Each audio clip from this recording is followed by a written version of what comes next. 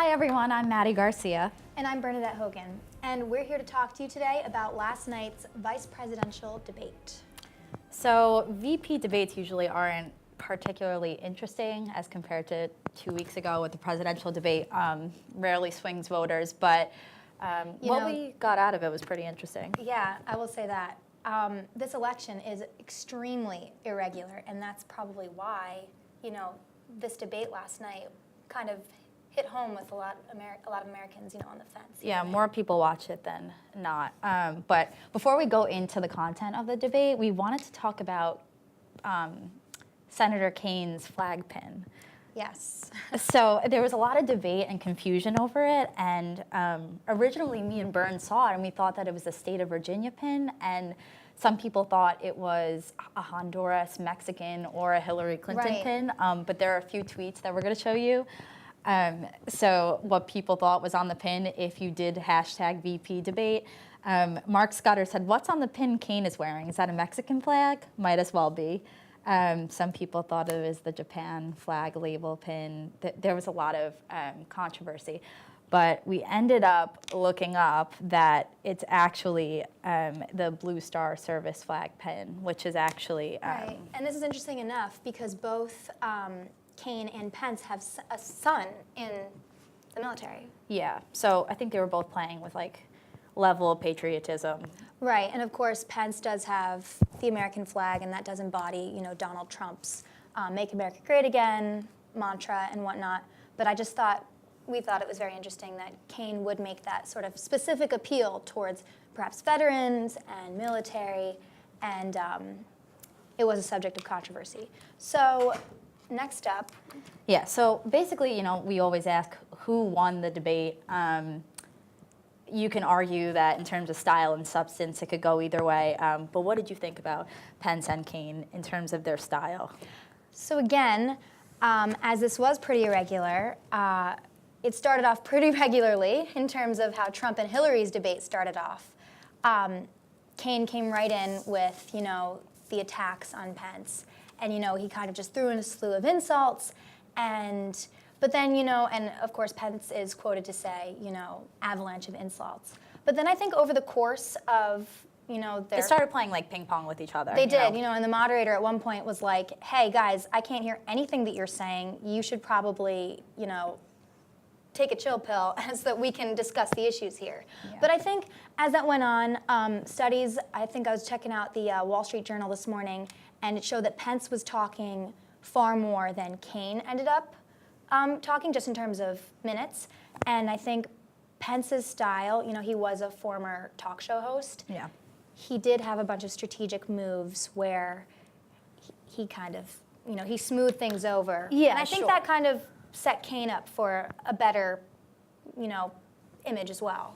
Yeah, well, I think, first of all, there was a very stark contrast between the two. I mean, I think it definitely helped Trump in a sense. I mean, I don't know if it's going to hold any weight, but I think he was very calm and collected, Pence, in terms of his demeanor. But I think that Pence brought up important tactics and attacks that Trump didn't sort of forgot to bring up in the debate, like the email server and also the basket of deplorables comment. Right. Yeah. And I think this does also help, because Trump is so bombastic, and there is the discrepancy that he doesn't really appeal to the general body of the GOP because he is more out there. Yeah. But I think Pence really did a great job of smoothing things over. And there have been reports like, "Oh, I wish this guy was running for president as opposed to the candidate right now." But he also did a lot of not answering, as Kane did. But in terms of Kane, I mean, he was very aggressive, but from the start with the attacks on Trump. But it's a Clinton campaign thing that they do to just throw in the Trump quotes that are very effective. And when we fact check them, we find out they are true and that Trump did say them, and that it's they are insulting, but they are things that Donald Trump actually said. Right. But there were some points that Kane was a little too energetic, especially with his one-liners that seemed a little awkward and sort of had a smell of desperation. If we want to take a look at the something that he said with economics. or do you want a you're fired president in Donald Trump? He faced some pretty tough times 20 years ago. But like virtually every other business, including the New York Times not too long ago, he used what's called net operating loss. We have a tax code, Senator, that actually is designed to encourage entrepreneurship. But why in this won't he country. release his tax return? Well, we're answering the Things I guess we're stupid. And the last thing I'll say Senator, is this. do you take all the last deductions thing- that you're entitled to? The last thing I want to ask Governor Pence is I this. do. Governor Pence had to give Donald Trump his tax returns to show he was qualified to be vice president. Donald So I think basically that Kaine sacrifices style a little bit in ways that Hillary really doesn't have that wiggle room, just to basically push that Donald Trump shortcomings and so forth. Right. And I think with that, you know, the whole "you're hired, you're fired" mantra, that also is very it's sound bites. It's what we've heard before.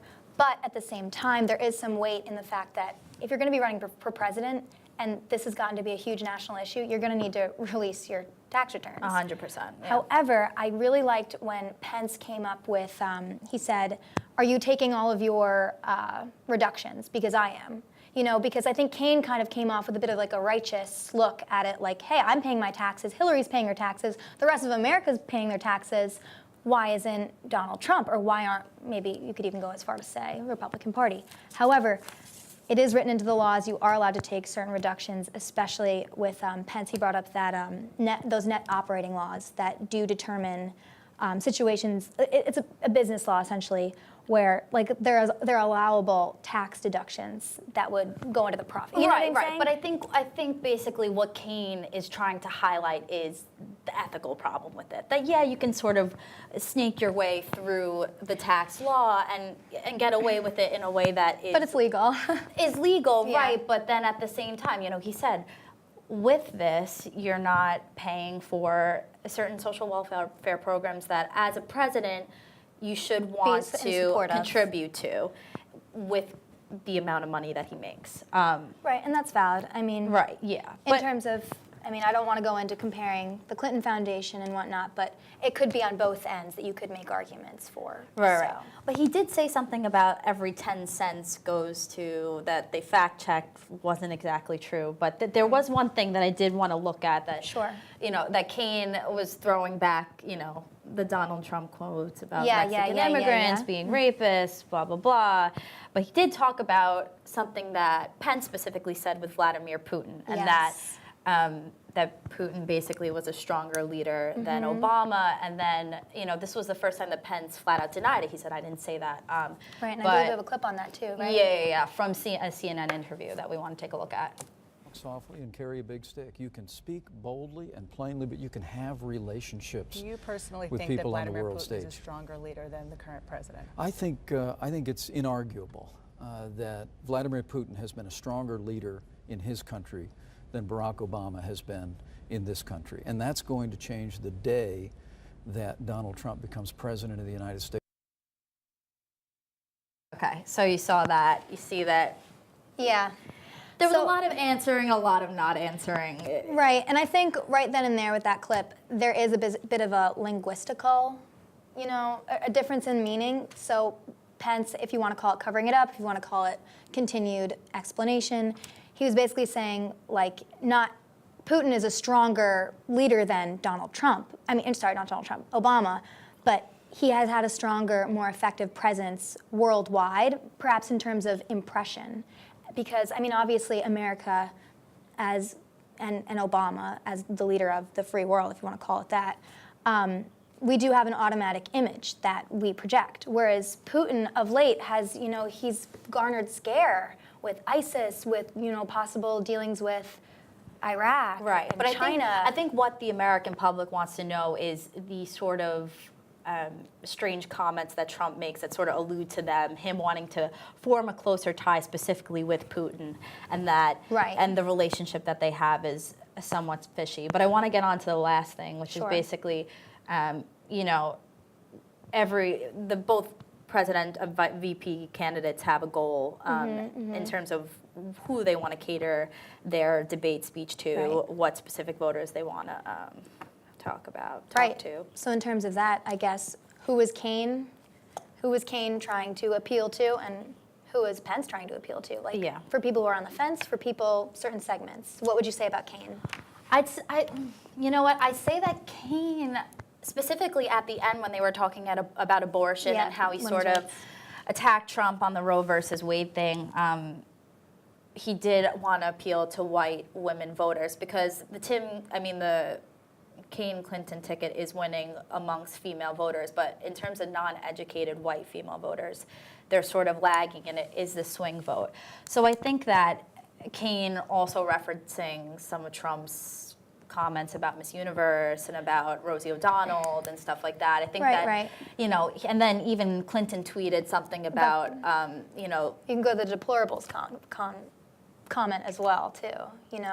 How like Clinton, and she does say, well, your body of supporters are deplorables, So, right, but I'm talking about basically who he was catering to. Right. Yeah. So, and then I think with Pence, he had a lot of cleaning up to do.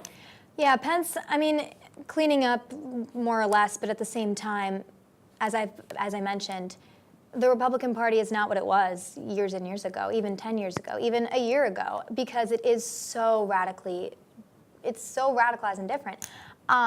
And that going forward, I think, if anything, he kind of goes back to that old codified form of, this is our message, this is our image, and, despite this candidate that we have produced, we do have a plan behind, we do have a strategy, and this is our image still, with perhaps progression and moderation. Do you think that he was targeting like the conservative base? I think he was. I think he was reaching out to people who are, again, on the fence and who are saying, hey, this is not my party anymore. Whereas I think Pence was like, look, this still is your party. This still is the Grand Old Party. We're here to support you. We're here to represent you. Yeah. So, I think Pence definitely carried out that sort of, if you want to call it doom and gloom sort of message that conservatives, that's outputting and that radiates. But I don't know. You could say either way, but of course. I think he appealed to those voters last night Right. specifically. But Yeah. overall, I really think that this VP debate really made a difference, and it was something that should have been watched. Yeah, I guess we'll see in the polls Yeah. in a few days. So that's all we have for today. I Yeah, guess. so thank you so much. Thank you.